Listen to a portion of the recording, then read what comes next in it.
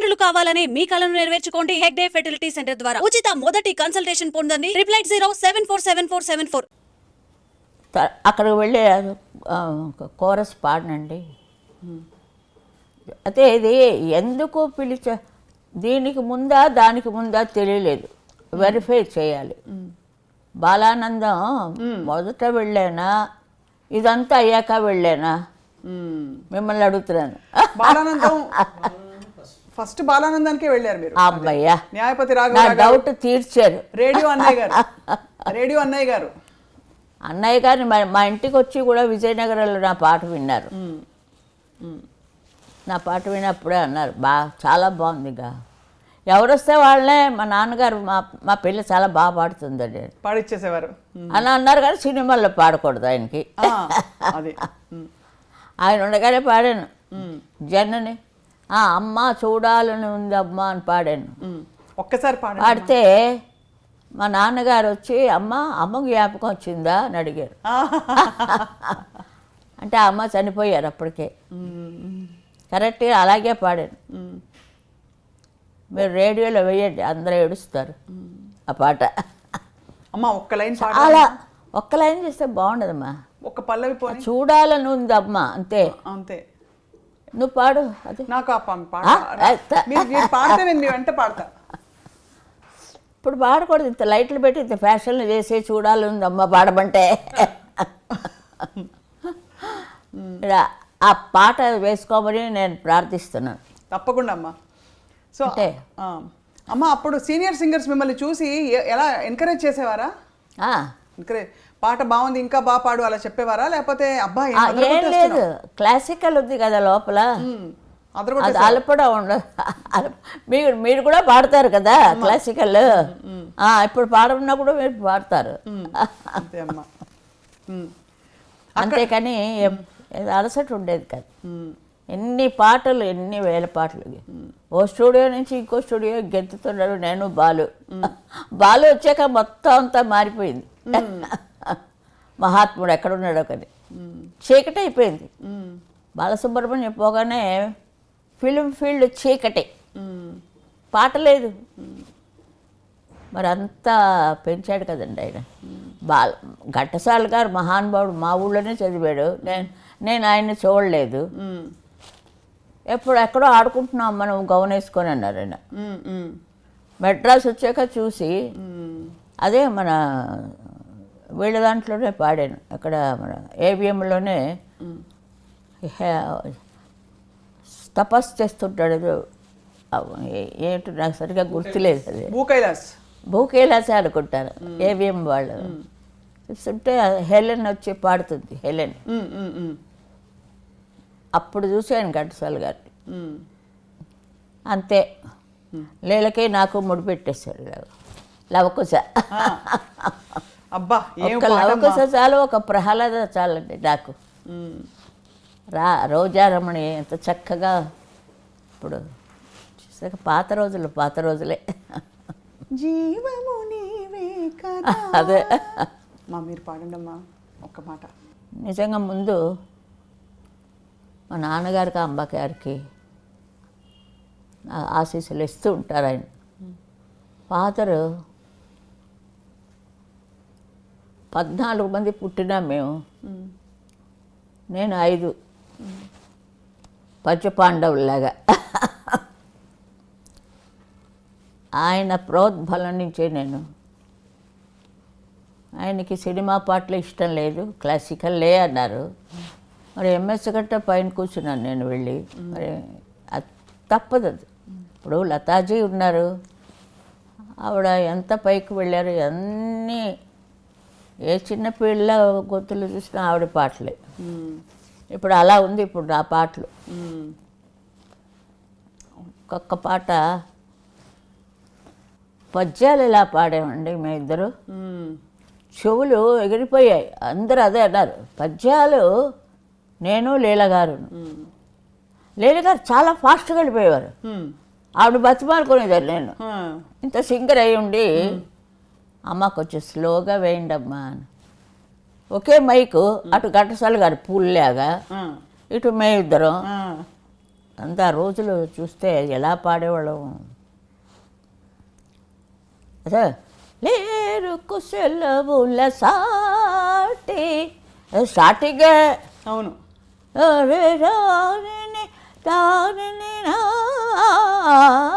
లేరు కుశలవులు సాటి. ఒక ఆర్టిస్ట్ వచ్చి నన్ను ఇంటర్వ్యూ చేస్తుంటే అది వేరేగా ఉంటుంది. అవునమ్మా, అసలు ఏమి గమకాలమ్మా అది. మోహిని భస్మాసుర కూడా సుశీల పాట అనండి, సుశీల అమ్మగారు వద్దు, సుశీల పాట, సుశీల గారు. అంతే, మనంతా పాటకులం అంతే. Ever green. సుశీల గారు, మీ మోహిని భస్మాసురలో కదా ఆ తాన్లన్నీ వచ్చే కష్టమైన పాట, అదంతా సింగిల్ టేకేనా? అంటే అప్పట్లో ట్రాక్ సిస్టమ్ లేదు కదా. అదే వినుడు వినుడు రామాయణ గాథ వినుడి మనసారా, వినుడు వినుడు రామాయణ గాథ వినుడి మనసారా, ఆలపించిన ఆలకించిన ఆనందములకే చేరాదు. అవి మర్చిపోయాను లిరిక్. అట్లాగా ఇద్దరు ఎడాపడా కొట్టేశాం. నిజంగా ఆవిడ ఎక్కడున్నారో కానీ నిజం చాలా సంతోషం. లీల గారితో మీరు పాడిన పాటలు ఆ టైంలో అప్పటికప్పుడు నేర్పించి పాడించడమే కదా, రిహార్సల్స్ లేదా? వెళ్తుంటే రిహార్సల్, రిహార్సల్స్ ఉండేవి. అందుకే ట్యూన్ గుర్తుంది, లిరిక్ గుర్తులేదు. అది ఆ తర్వాత తరంలో అమ్మ జానకమ్మ గారితో కలిసి మీరు, జానకి గారితో కలిసి మీరు పాడిన పాటలు కొన్నే పాడారు ఆవిడతో కలిసి, జానకి గారితో. ఆవిడది ఒక టైప్ అందే, అలాంటి టైప్ ఎవరికి రాదు. నాలా అందరూ పాడుతున్నారు, జానకిలో ఎవరైనా పాడుతున్నారా? అంత స్పెషల్ చూడండి జానకి గారికి. అదే అంటానే సంతోషం, అలాంటి వాయిస్ ఆవిడది. మీ ఇద్దరికి మీ ప్రయాణం ఎలా ఉండేదమ్మా కలిసి? ఎవరైనా నా మీద పోటీకి వస్తారు, సుశీల గారిలా పాడుతున్నారని. సుశీల గారిలా పాడుతున్నారు సరే, పాడుతున్నప్పుడు ఆ ఎక్స్ప్రెషన్ ఎక్కడ? పాట అప్ప చెప్తున్నారు అంతే. ఇప్పుడు అమ్మా ఇప్పుడైనా అంతే, ఎవరైనా అంతే.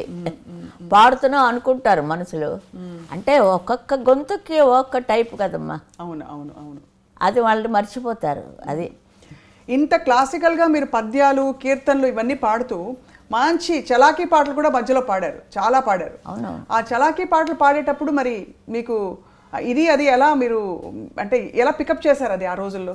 రిహార్సల్ ఎక్కడ పోతే వచ్చే వరకు అలా పాడుతుండమే వాళ్ళు. అవి బాగా ట్యూన్ పట్టేస్తుంది మనకి. ఘంటసాల మాస్టారు, బాలు గారు ఇద్దరు దిగ్గజాలు. మీ ఊరు అవ్వచ్చు, మా ఊరు అయింది. ఆయన గురించి ఏమైనా అడిగితే నేనేం చెప్పలేను. ఘంటసాల గారు మాస్టర్ దండం పెట్టాలి. మా డబ్బులు ఇస్తే రండి అనేవారు. అదొక్కటి మాత్రం చెప్పారు ఆయన. మా ఘంటసాల మాస్టర్ లవకుశా, ఎందుకంటే చాలా రోజులు తీశారమ్మా. పాట అంటారు, క్యాన్సిల్ అంటారు, డబ్బులు లేక. అలా ప్రొడ్యూసర్ పాప ఆయనకి తర్వాత చాలా పేరు వచ్చింది. అట్లా కూడా చాలా. అయితే ఎక్కువసార్లు అలా ఆయనకి హార్మోనియం రాదు. ఆయనకి హార్మోనియం ఆయన మన పేరు సంగీతరావు గారు. సంగీతరావు గారు మొన్ననే 100 years అయింది. మా బంధువు ఆయన. బంధువు, చాలా సంతోషం. అందుకే సంగీతం వచ్చింది మీకు. ఏదో ఉంటే కానీ ఆ గాలి రాదు. రేడియో భానుమతి గారు, అమ్మమ్మ గారు. ఓ అందుకే మన ఇద్దరు ఇప్పుడు కలిసాం. ఇక్కడ radio Chennai Madras all India రేడియోలో నాటకాలు. నేను ఎప్పుడు ఎఫ్ఎం రేడియో వింటాను ఒకటి వేసుకొని. అందులో అన్ని పాటలు కానీ మాటలు కానీ అన్నీ వస్తూ ఉంటాయి. ఆయన పాడమంటే నేను కాదు కాదు సుమ కల కాదు సుమ అది పాడాను. నాకు మామూలు పాటలు రావు, సినిమా పాటలే వచ్చు, అలాగే పాడాను. ఆల్ ఇండియా రేడియో వాళ్ళే మళ్ళీ ముందు వాళ్ళే పిలిచారు. వాళ్ళ దగ్గరే నాకు నేను ఎప్పుడైనా చెప్పినా నాకు ఆల్ ఇండియా రేడియోవే తల్లి అంటాను. కాలు ఫస్ట్ అక్కడ పెట్టాను. అంతే కదండి మరి, వాళ్ళే కదా. ఏ పాట వచ్చినా ముందు ఆల్ ఇండియా రేడియోలో వచ్చేస్తుంది కదా. పిక్చర్ రాకముందు రేడియోలో వచ్చేస్తాయి పాటలు. అదే చాలా ఏటో జీవితం ఉండేది, జీవితం అంతా నేను చూశాను. సినిమా జీవితం చూశాను, ఇంటి జీవితం చూశాను, అన్ని జీవితాలు చూశాను. అమ్మ మీరు పెళ్లి చూపుల్లో పాట పాడారా? గుర్తులేదమ్మా. మీకు పెళ్లి చూపులు జరిగినప్పుడు పాట పాడలేదా డాక్టర్ గారు మిమ్మల్ని చూసినప్పుడు? నా పెళ్ళిళ్ళోనా? మీ పెళ్లి చూపుల్లో మీరు పాట పాడారా? సిల్లీగా ఉంది, అవునా? స్ట్రైట్గా చెప్తా అంతే. మీరు అంత బిజీ సింగర్గా ఉంటూ అమ్మా ఇంటిని పనిని ఎలా బ్యాలెన్స్ చేశారు? ఇల్లు చూస్తే కదా నేను, తిండి లేదు తిప్పులు లేదు, అక్కడే ఎక్కువ. 3 గంటలకు తెల్లవారుజాము 3ంటికి వచ్చేదాన్ని. ఏదో మ్యారేజ్ అయింది పేరుకి, ఆయన ఒక గోడ కట్టాడు అంతే. ఆయన నుంచి నాకు చాలా ఒక హెల్ప్ఫుల్ అయింది. డాక్టర్ కాబట్టి చాలా హెల్ప్ అయింది నాకు. వాయిస్ ఎప్పుడు ఖచ్చితంగానే ఉంటుంది, ఎప్పుడు ఏమి తాగను కదా. అవును, చాలా డిసిప్లిన్డ్గా ఉండేవారా? అవునమ్మా. ఇప్పుడు భోజనం విషయంలో అదంతా బాగానే ఉంది. ఆవకాయ అన్నం తిన్నాను, ఉల్లిపాయ వేసుకుని ఆవకాయ అన్నం తినే చదివానంత చదువు. అమ్మ బాలు గారితో మీ ప్రయాణం 2 ముక్కలు చెప్పండి అమ్మా. బాలు గారు మీరు అత్యధికంగా పాటలు పాడారు కాబట్టి బాలు గారు నిజంగా ఇప్పటికీ ఎవరికి అసలు నేను పాడుతున్నప్పుడు నేను సౌందరరాజన్ గారు చాలా లీడులో, మరి ఎవరు చేశారో మాకు తెలీదు. మాకు తగ్గాయి, ఇద్దరికీ తగ్గాయి పాటలు. అప్పుడు చక్రవర్తి గారు వచ్చారు, సుశీల గారే పాడాలన్నాడు. ట్రెండ్ మారిపోయింది, అందరికీ నేనే, క్లబ్ డ్యాన్స్ దగ్గర నుంచి నేనే. మళ్ళీ ఒక ఇది వచ్చింది నాకు, ఒక వేవ్, న్యూ వేవ్. అప్పుడు తగ్గినప్పుడు బాధపడేవారా లేకపోతే అంతా భగవత్ చిత్తం అనుకునేవారా? బాధలు గీతలు ఏం లేవు. అయ్యో ఆ పాట ఆవిడ పాడేసింది, అయ్యో నేను పాడలేదని అదేం లేదు. ఆవిడ పాడింది చాలా సంతోషం. ఇప్పుడు జానక్ గారు వచ్చారంటే ఆవిడది ఒక వెరైటీ, నేను జానక్ గారే పాడాము. ఆవిడ ఆవిడ ఒక స్పెషల్ వాయిస్ ఆవిడది, అన్ని రకాలు పాడతారు ఆవిడ. ఏదో మొగాడు వాయిస్ కూడా పాడిస్తారు, అది ఇంకెవరికి ఛాన్స్ లేకుండా. అన్నిటికీ అలా ఉంది ఛాలెంజ్. అమ్మాయి చాలా గ్రేట్ అది అలా ఉండడం. ఇప్పుడు వాణి జయరామ్ గారు ఉన్నారు, ఆవిడ సాటు సా అందిందా లేదా చూసుకుంటారు. దాన్ని బట్టి తెలిసిపోయింది కదా మీకు, పాడేవాళ్ళకి అంతకంటే ఏంటి. అంటే చెప్తున్నాను, వెరైటీకి జానక్ గారు ఒక వెరైటీ, ఆ వెరైటీ నేను పాడలేను. నా వెరైటీ ఎవరైనా పాడగలరు. జానక్ గారి వెరైటీ అన్నీ మీరు పాడారు కదమ్మా, కష్టమైన పాటలు అన్నీ పాడాం. క్లబ్ సాంగ్స్ పాడారు మీరు. ఓఎస్ అన్నీ పాడించుకున్నారు వాళ్ళకి కావాలని, వాళ్ళకి కావాలని పాడించుకున్నారు. మేము వెళ్ళలేదు, అడగలేదు మాకు క్లబ్ డ్యాన్స్ ఇవ్వండి అని. సత్యం గారి దగ్గర ఎలాంటి పాటలు పాడానో తెలుసు కదా, నాకే సిగ్గేస్తుంది వింటేనే. ఇప్పుడమ్మా అంటే మరి అలాంటి పాటలు పాడా అందరూ. ఆ బాలు వచ్చినప్పుడు మరీ బాలులాగా అల్లరి అంతే. ఎలా ఉండేదమ్మా? పాపం చాలా బాగుండేది, కానీ చాలా షాక్ కదమ్మా బాలు గారికి. ఎలా చాలా లాస్ అయిపోయింది ఇండస్ట్రీకే, చాలా లాస్. చాలా కష్టం మళ్ళీ అలా రావాలంటే. అది చాలా ఫీల్ నాకు కూడా. చాలా ఆ పాటలు వింటుంటే ఇంకో 10 years ఉండకూడదా అని మనకు ఉంటుంది. మరి చాలా అన్యాయం అది. నేను అంటాను దేవుడితో చాలా అన్యాయం అయ్యా, స్ట్రైట్గా దేవుడితో పోట్లాట. కానీ మంచివాళ్ళు 4 రోజులు ఉండాలి. ఇప్పుడు వయసు అయిపోయింది అంటే పోనీ అనుకోవచ్చు. యాక్టివ్గా పాడుతున్నారు, అదే అంతే. 90 ఏళ్ళ వాళ్ళు 100 వాళ్ళు కూడా ఉన్నారు. ఇదేమిటి ఇది అన్యాయం అని. అమ్మ సీతారామ శాస్త్రి గారు వెళ్ళిపోవడం కూడా చాలా బాధ కలిగించింది. అంత చిన్న వయసులో వారు ఇంకా ఉండవలసిన వారు పాడాలని. వారికి సిరివెన్నెల ఇంటి పేరు తెచ్చిపెట్టిన సినిమా, అందులో మీరు పాడిన టైటిల్ సాంగ్ విధాత తలపున, అందులో పాడింది. ఆ పాట రికార్డింగ్ గురించి 2 ముక్కలు చెప్పాలమ్మా మాకు. బికాస్ ఏ పాట? విరించినై విరచించి తిని ఈ కవనం, అది విశ్వనాథ్ గారు, కె విశ్వనాథ్ గారు. అదొక టైపు అంతే. మరి నమస్కారం. తెలియకుండా ఎవరి గురించి మనం మాట్లాడకూడదు. ఆ పాట గురించి చెప్పవలసిందిగా కోరుతున్నామమ్మా. అది బాలు కదా స్టార్ట్ చేశాడు. బాలు గారు స్టార్ట్ చేసి ఆ మధ్యలో చేతులకు మీరు నేను పాడాను. జనించు ప్రతి శిశు గళమున. అవునవునవును. అది మీ ఆయన విశ్వనాథ్ గారు అన్నీ సపరేట్గా ఉంటాయండి. చాలా మనసుకి హత్తుకునేటట్టు ఉంటాయి పాటలు. మహాదేవన్ గారి పాటలు కూడా అట్లాగే ఉంటాయి. జానకి గారికి ఎంత పాపులర్ తమిళ్లో, ఆవిడ పాటలే పాపులర్. జానక్ గారికి, షౌకర్ జానక్ గారు, ఒక్కొక్క హీరోయిన్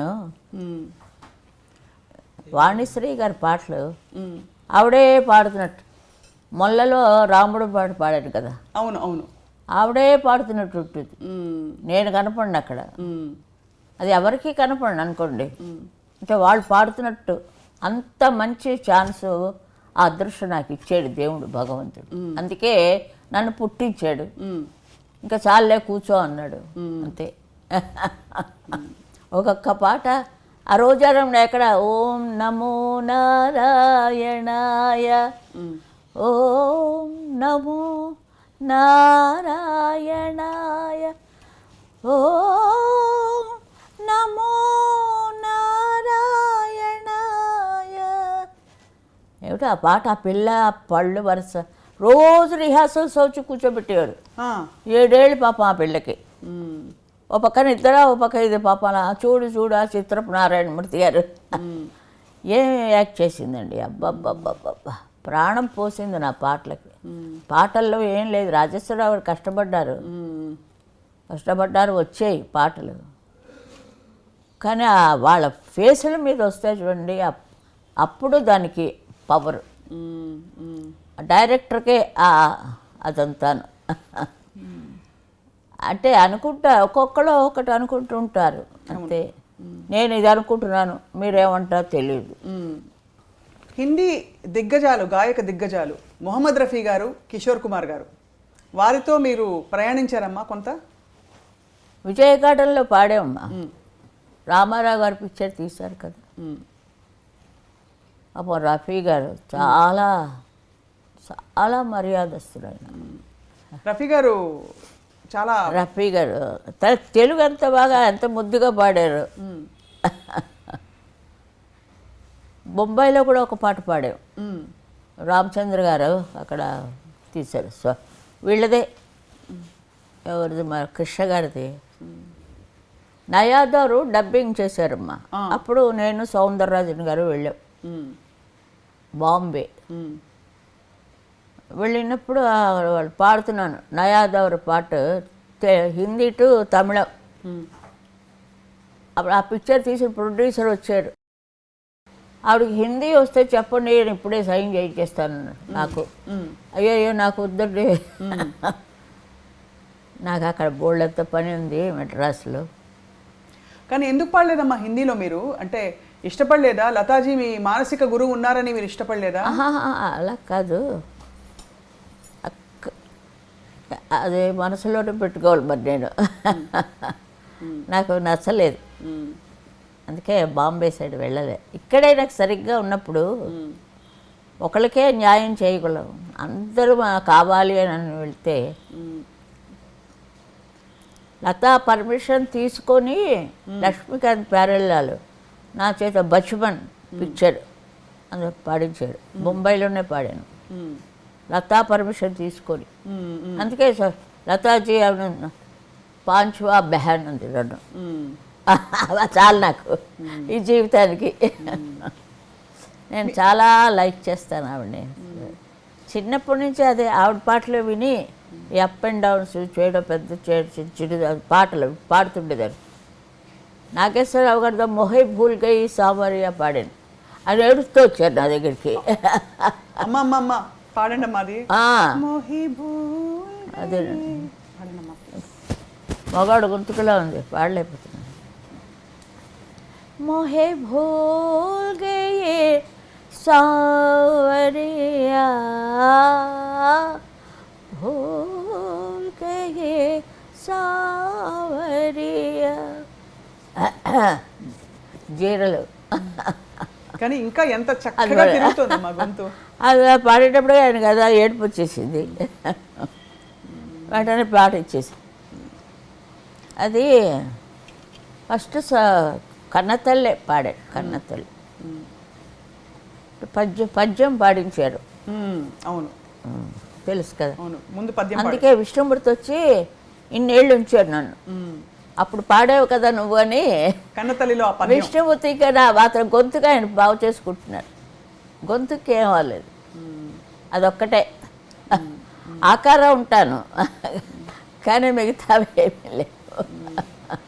అమ్మ సత్యసాయి బాబా వారికి మీరు మీ పాట చాలా ఇష్టం. చాలా ఆయన గురించి చాలా పాడాను. 40 ఏళ్ళు ఆయన డివోటీడ్, 40 years. ఏమైనా మీరు ఆధ్యాత్మికంగా చూసారమ్మా, అంటే ఆయన మహిమని పొందారా మీరు, ఆయన ఆశీర్వచనాన్ని మీకు తెలిసిందా? అంటే వారి గొప్పతనం భక్తులు ఇంతమంది చెప్తారు. ఈ ఇంటికి 3 సార్లు వచ్చారండి. ఈ ఇంటికి వచ్చారు, కొడుక్కి పేరు పెట్టారు, ఒడుగు చేశారు. బాపనాళ్ళం కదా, ఒడుగు చేశారు, పెళ్ళి చేశారు, పిల్లలకి పేర్లు పెట్టారు, అన్నీ చేశారు. ఆయన వెళ్ళిపోయారు. ఇంకా ఇది గాలి మాకు వెళ్తూనే ఉంది, మర్చిపోలేము కదా. దైవం మానవ రూపంలో అవతరించే ఈ లోకంలో పాడాను. రాజా గారిది అవును, చాలా పాపులర్ అయింది. ఆయన లేడు ఆ రోజు. సుశీల్ గారు పాడిస్తారులేండి అన్నారు, రాలే. ఆ కండక్టర్ పాడించాడు. ఏమిటో నాకే తెలియదు, అంత పాపులర్ అయిపోయింది. చాలా పాపులర్ కదా. లాలీ లాలీ పాట కూడాను చాలా